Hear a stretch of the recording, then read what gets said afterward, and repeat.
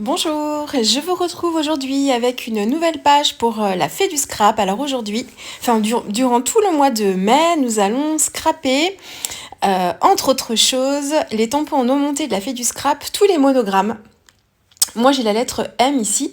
Alors vous les connaissez maintenant, les tampons non montés de la fée, on les utilise soit en prenant une plaque comme ça, en collant une feuille de tack and peel dessus, c'est une feuille adhésive, et on peut mettre le tampon dessus, l'enlever et le remettre, ou alors on monte le tampon sur de la mousse Esmouth, et du coup la mousse reste tout le temps dessus, et on l'utilise comme un tampon caoutchouc. Euh, voilà, donc pas de souci pour ça en termes d'utilisation.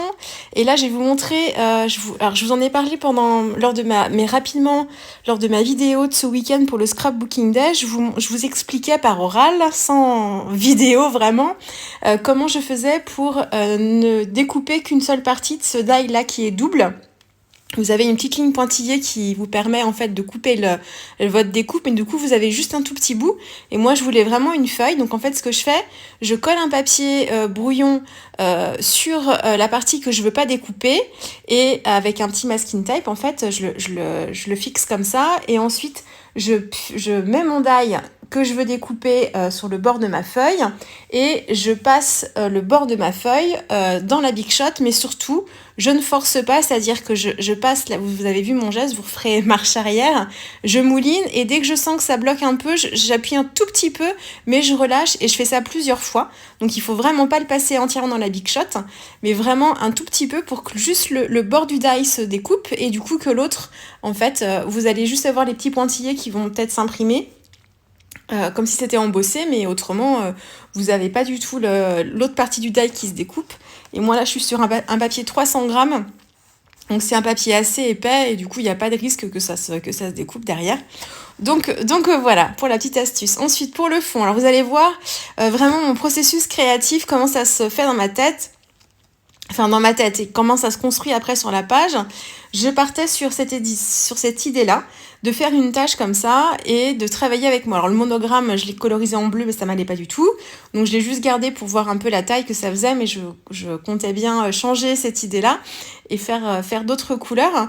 Donc je travaille ma tâche comme ça. Je m'étais fait un fond avec les infusions. Donc là, je travaille avec l'infusion Greenman, que j'avais saupoudré sur ma gel presse, et j'avais mélangé tous les petits pigments ensemble pour avoir la couleur finale de cette poudre là, et j'avais fait un fond autrement pour me faire des découpes dedans dans l'idée, et là en saupoudrant mes infusions pour avoir les différentes nuances qui composent la couleur de cette poudre là.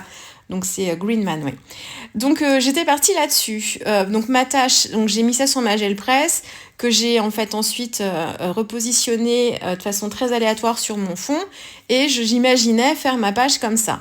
J'avais des restes de découpe de die, en fait, de marque-page plein, que je pensais utiliser aussi comme ça dans la longueur, mais ça me convenait pas, ils étaient blancs, voilà. Je me suis dit, bah tiens, je vais prendre le fond que j'ai fait avec mes infusions, et puis je vais découper des bandes. Ça va remplacer le tag, comme elles sont déjà colorées. C'est juste pour voir si je mets des bandes de couleur, enfin si je colorise mes tags avec l'infusion, si c'est pas mal. Et en fait, j'ai découpé ma tâche, donc j'ai fait 3 bandes. 3-4 bandes, j'en ai utilisé que 3. J'ai fait 3 bandes comme ça sur le fond de page que j'avais fait sur ma tâche. Le bord était découpé avec le fameux die bordure de la fée du scrap. Donc voilà, et je me suis dit, bah tiens, je pourrais peut-être réutiliser ces bandes et m'en servir en fait un peu comme des papiers imprimés finalement, ou des faux unis sur ma page. Donc c'est resté dans un coin de ma tête, j'ai laissé poser ça tranquillement, et je me suis attaquée à la colorisation de mon monogramme. Alors, donc, j'ai fait une page avec ce monogramme-là, c'était en octobre, il me semble, l'année dernière. Vous pourrez aller voir sur le blog des étoiles, il y a une vidéo aussi. Oui, si, je fais des vidéos systématiquement maintenant, donc il y a forcément une vidéo. Mais donc je l'avais colorisé dans un gris, un gris vert un peu, enfin un vert de gris. Et en fait, je m'étais habituée à coloriser ce tampon-là, donc j'avais recommencé en le colorisant en bleu et en faisant les feuillages verts, et en fait du coup on ne voyait plus, et puis j'avais fait les fleurs rouges, ça faisait un peu bleu blanc rouge, enfin ça me gênait. Donc je me suis dit bon, il faut à tout prix que je laisse du blanc, donc j'ai décidé de faire les feuillages et les fleurs, donc et rester dans un combo vert et bleu, avec une dominante de blanc, donc les feuilles vertes, les petites fleurs bleues. Et ensuite, j'ai fait les petits bourgeons, en fait, enfin les petits boutons de fleurs, je les ai fait un peu plus jaune-vert, hein, pour apporter un petit peu de contraste. Et donc voilà, j'ai détouré tout ça au cutter de précision, avec mes petits ciseaux. D'abord le détourage intérieur avec le cutter, et ensuite tout le reste autour avec ma paire de ciseaux. Et voilà, et là donc j'étais dans l'idée de faire ma page avec la tâche plutôt verticale, et mes bandelettes de papier. Donc j'ai découpé ma tâche en quatre bandelettes, mais je trouvais que c'était trop. Du coup, je change de sens, je rechange de sens. Je mets le M là, je le mets de l'autre côté. Ça me va pas. Et puis, paf, hop, j'ai tenté un truc. Je me suis dit, ah si, c'est mieux comme ça, horizontal. C'est pas mal. J'ai ressorti un vieux tampon Florilège de la collection Yellow, pour avoir un mot qui commençait par M. Alors, c'est aussi le M du prénom, c'est M pour Maëlle, hein, bien sûr. Mais c'est aussi le M de Moment. Donc j'ai retrouvé ce tampon-là. Je lorgne depuis l'album d'Aurore, l'album que Aurore a réalisé pour le kit du mois d'avril. Elle a utilisé 2-3 tampons de la collection Florilège Design, des tampons bois de la collection hors saison. Je ne les ai pas, ces 3-là. Ils ont été dans mon panier, puis retirés, puis remis, parce qu'il y a tellement de nouveautés qui arrivent à chaque fois qu'il faut faire des choix. Mais si je les avais eus, ces tampons-là, je les aurais utilisés directement en dessous. C'est sûr. Aurore me tente trop avec ces tampons-là. Donc ça arrivera dans ma commande à un moment donné. Mais bon, là, pour autant, j'avais le tampon qui convenait, hein, parce que le mot convenait bien. Et voilà. Et donc, je choisis plutôt de partir sur cette mise en page-là. Donc, j'ai ma tâche qui plutôt a été faite pour être travaillée en verticale. J'ai retourné ma page d'un quart de tour. Mes bandelettes de papier, comme ça, sont horizontales. Elles sont superposées. Voilà, donc on les distingue sans trop les distinguer non plus parce qu'elles se fondent avec mon fond. En plus, elles ont des jolis effets parce qu'il y a un peu de bleu dedans et du coup, ça allait très bien avec Alors, on va pas beaucoup voir parce que ma photo va être collée dessus, mais il y a des petits effets quand même quand on se rapproche. J'espère que vous le verrez ensuite dans mes petites vidéos, mes petites images vues de près. Donc, voilà. Il y a le petit côté aussi du die bordure sur le côté droit. Donc, en fait, c'est plein de petits détails pour une page qui reste relativement simple. Mais bon, c'est toujours un travail d'équilibre, tout ça, hein, donc même si à la fin on a l'impression que c'était facile, si vous vous dites oh là là, elle fait ça tellement facilement, bah c'est pas toujours facile, non, ça peut prendre du temps. Et c'est des petits ajustements comme ça, on tente des choses et puis il y a un moment où pof, ça va nous faire tilt. On va se dire ah si, c'est comme ça qu'il faut que ce soit. Et puis voilà, donc on continue sa mise en page. Donc du coup le M, je l'ai collé un peu sur la photo pour que ça fasse un seul et même élément. La photo, je l'ai collée sur mon carton, vous savez, je fais ça maintenant.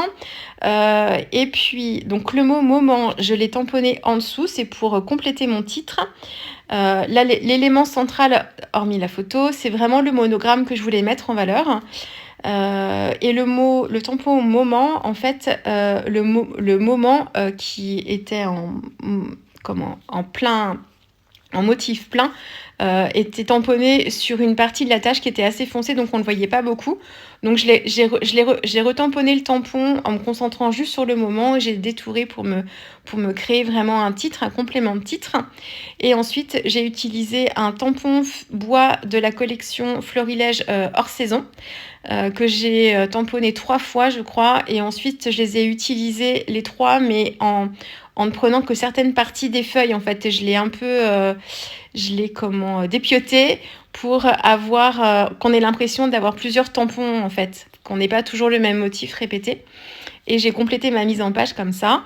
Donc, ça vient un peu épouser le monogramme L au-dessus de la photo aussi pour faire un lien et une petite diagonale pour aller vers le bas et pour aller sur la gauche du titre aussi. Et j'aime bien faire des petites feuilles qui s'éclatent comme ça, qui explosent. Donc, j'ai pris des motifs du même tampon, juste des feuilles seules et je les ai collées comme ça pour compléter ma mise en page. Et puis, je rajoute des gouttes d'encre de Chine. J'ai utilisé aussi dans le set tampon écriture, vous savez, le petit tampon texte que j'utilise tout le temps, il y a des toutes petites taches, donc je les ai aussi mises pour compléter ma mise en page. J'ai renforcé l'effet tache avec de l'encre de Chine. Et là, j'apporte des petites touches de blanc à la toute fin. Voilà, donc j'en mets un petit peu sur les taches pour adoucir un petit peu.